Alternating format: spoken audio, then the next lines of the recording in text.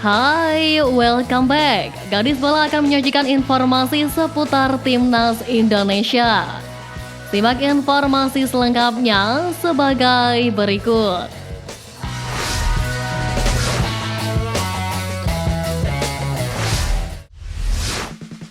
Timnas Indonesia U19 berhasil mempermalukan Kamboja dengan skor 2-0 di laga kedua penyisian grup A Piala AFF U19 2024.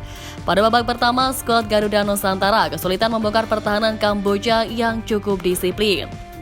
Terlebih Indra Syafri yang sempat mengisyaratkan rotasi pemain, namun nyatanya tetap memasang starter 11 yang sama. Namun masuknya Wilbert Jordi menggantikan Vigo Dennis berhasil mengubah jalannya pertandingan.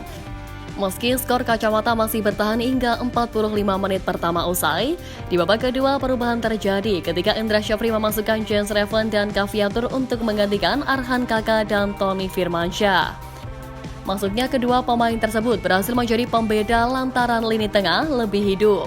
Hasilnya, Timnas Indonesia U19 mampu memecah kebuntuan lewat sundulan Kadek Arel yang memanfaatkan sepak pojok Kaviatur. Tidak puas dengan skor 1-0, skuad Garuda Nusantara menutup kemenangan dengan lewat gol yang kembali dicetak oleh bek Iqbal Gwijangge. Keberhasilan Timnas Indonesia U19 meraih kemenangan atas Kamboja membuat skuad asuhan Indra Syafri memuncaki klasemen sementara grup A. Sebab di laga lain, Timor Leste yang berhasil meraih kemenangan di laga perdana harus tumbang dari Filipina dengan skor 2-0. Kemenangan Filipina U19 kontra Timor Leste tersebut sekaligus menguntungkan Timnas Indonesia U19.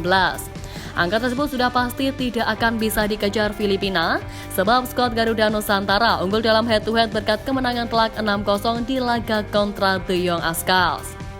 Anak asuh Indra Syafri hanya perlu meraup 1 poin di laga tersisa, mengingat hanya juara grup saja yang otomatis lolos ke semifinal. Meski meraih kemenangan atas Kamboja, taktik Indra Syafri dipertanyakan oleh publik tanah air lantaran kesulitan dalam membongkar pertahanan lawan. Selama 90 menit, Timnas Indonesia U19 tampak kurang kreatif dan kerap melakukan back pass yang cukup mendelay skema dalam menyerang. Bahkan tak sedikit netizen yang menganggap bahwa aliran bola Timnas Indonesia U16 asuhan Nova Arianto jauh lebih enak ditonton. Tentu hal tersebut menjadi evaluasi tersendiri bagi Indra Syafri. Terlebih skuad Garuda Nusantara belum menghadapi lawan-lawan berat unggulan juara seperti Thailand dan juga Australia.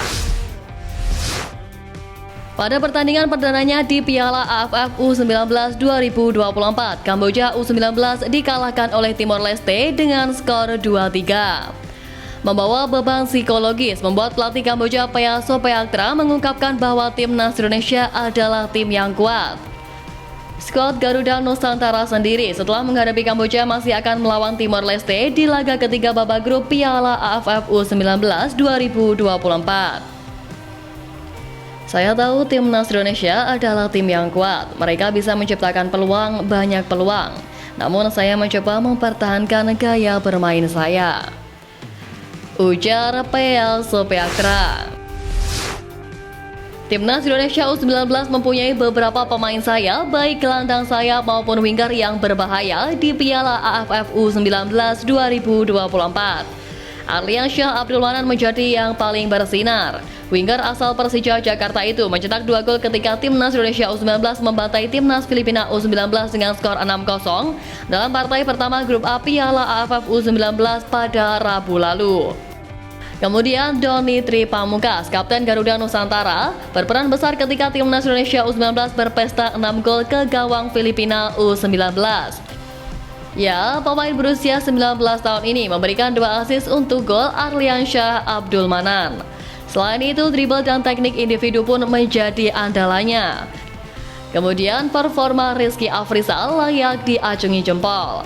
Pemain berusia 18 tahun itu tidak tergantikan selama 90 menit. Ia mempunyai kecepatan yang dapat merepotkan lini pertahanan Kamboja U19. Pelatih Timnas Indonesia U19 Indra Syafri menerapkan metode evaluasi yang berbeda untuk para pemainnya di ajang Piala AFF U19 2024. Berbeda dengan evaluasi tim pada umumnya, Indra mendorong para pemain untuk melakukan refleksi diri secara mandiri. Dalam hal ini, Indra Syafri mengumpulkan para pemain dalam sebuah sesi diskusi. Ia meminta para punggawa Garuda Muda untuk menyebutkan 3 hal baik dan 3 hal buruk yang mereka lakukan pada pertandingan sebelumnya.